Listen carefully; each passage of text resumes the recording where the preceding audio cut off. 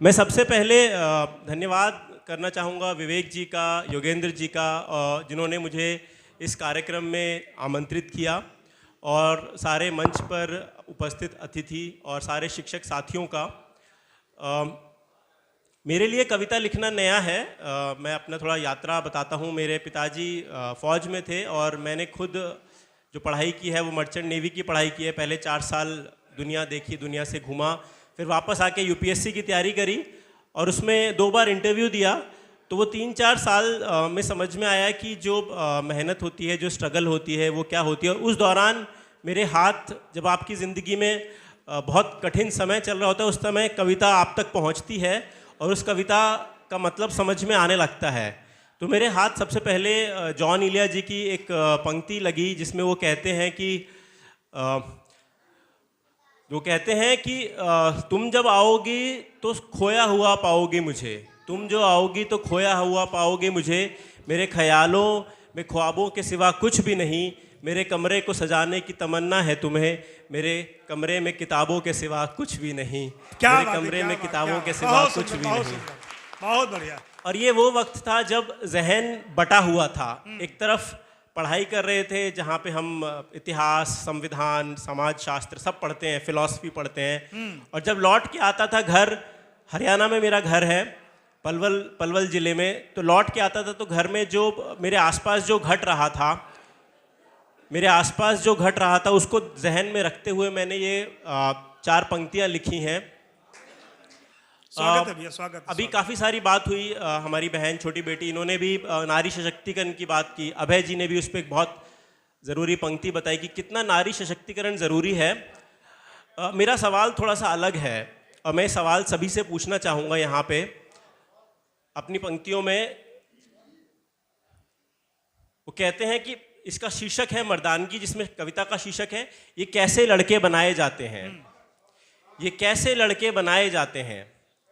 1960 के दशक में एक बहुत बड़ी फिलॉसफर हुई हैं सिमन द बोअर। उनका कहना है कि बच्चियां और औरतें जो होती हैं वो पैदा नहीं होती, वो बनाई जाती हैं। समाज उनको बनाता है। जब बच्ची पैदा होती है और उसको औरत बनाने में समाज का एक पूरा प्रोग्राम, एक पूरा तरकीब से औरतें बनाई जाती हैं।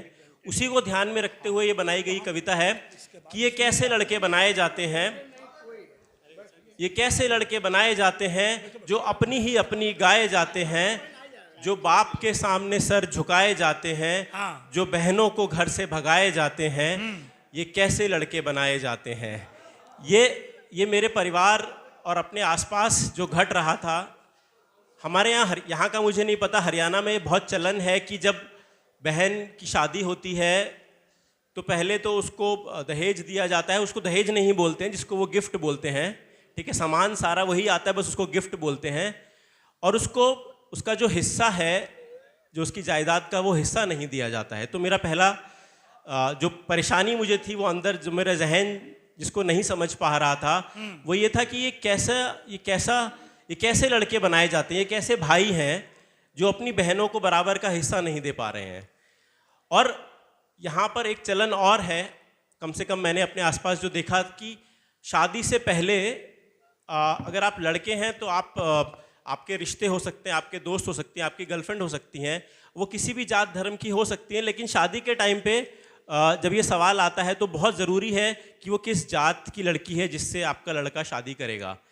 तो जब पिताजी से ये संवाद होता है तब पिताजी के सामने ज़बान नहीं खुलती, क्योंकि पिताजी के सामने सर झुकाना पड़ता है, क्योंकि वहाँ ये सवाल बहुत ज़रूरी है कि ये कैसे लड़के बनाए जाते हैं जो बस अपनी ही अपनी गाए जाते हैं, जो पिताजी के सामने सर झुकाए जाते हैं, जो अपनी बेटी को, जो अपनी बहन को घर से भगाए जाते हैं, बस अपनी ही अपनी गाए जाते हैं। ये कैसे बेटे बनाए जाते हैं।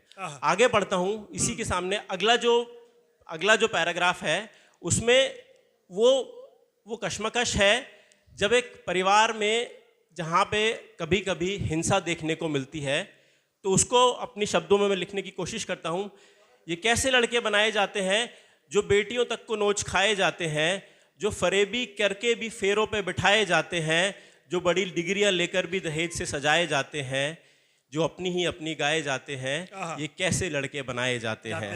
ये कैसे लड़के बनाए जाते हैं। बहुत सुंदर, बहुत सुंदर। हरियाणा में जो रेप के केसेस हैं वो बहुत ज़्यादा हैं और छोटी बच्चियों के साथ ज़्यादातर रेप के किस्से होते हैं। और वो जो छोटी बच्चियों के साथ रेप होते हैं वो कोई अनजान नहीं होता, अक्सर वो घर परिवार के लोग हैं उसमें से ही पाए जाते हैं। 90% तक वो जो इंसान हैं वो घर परिवार के लोग होते हैं। तो उस पर ये सवाल है कि बड़ी बड़ी डिग्रियां मिल जाती हैं, खुद के परिवार में मेरे डॉक्टर और इंजीनियर्स हैं, और दहेज के नाम पर बड़े बड़ी शादियां की जाती हैं और जो हिस्सा है उनको उनका हिस्सा नहीं मिलता। फरेब कर कर भी जो फेरों पे बिठाए जाते हैं, मतलब उनके सवाल नहीं उठाए जाते कि भाई इससे पहले आपके कितने रिश्ते थे, बस फेरों पे बिठाए जाते हैं।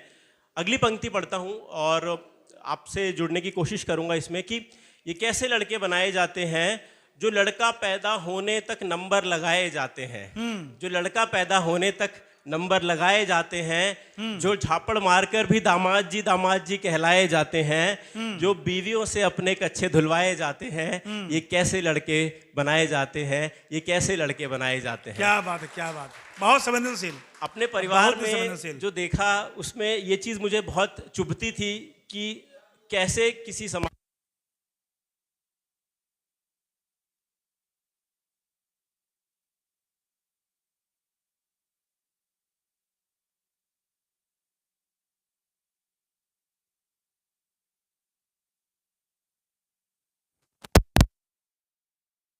काम ये है कि घर के जो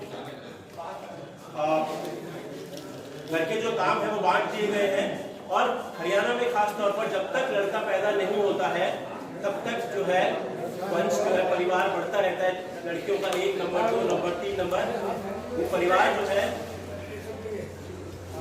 वो परिवार जब भी तब पूरा माना जाता है जब उसमें एक लड़का, एक चिराग पैदा होता है।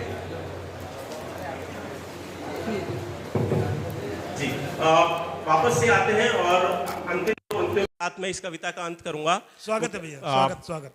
ये कैसे लड़के बनाए जाते हैं जो अपनी बेबसी को बोतल में छुपाए जाते हैं, जो लगाकर दिल पर ताले होठों से मुस्कुराए जाते हैं, जो बस अपनी ही अपनी गाए जाते हैं। ये कैसे लड़के बनाए जाते हैं। जो हमारा समाज है वो मर्दानगी के नाम पर काफ़ी आदमियों को इस तरह से अपने आप को व्यक्त करने की आज़ादी नहीं देता है। उन पे समाज की एक बंदिशें होती हैं जिसकी वजह से वो अपने आप को आसान समझते हैं कि अपनी बोतल का सहारा लेके उसमें डूब जाना। जबकि एक कवि और एक समाज में जहाँ पे चेतना होती है वहाँ पर अपने इमोशंस को, अपने भाव को प्रकट करने के मंच बहुत कम उपलब्ध होते हैं।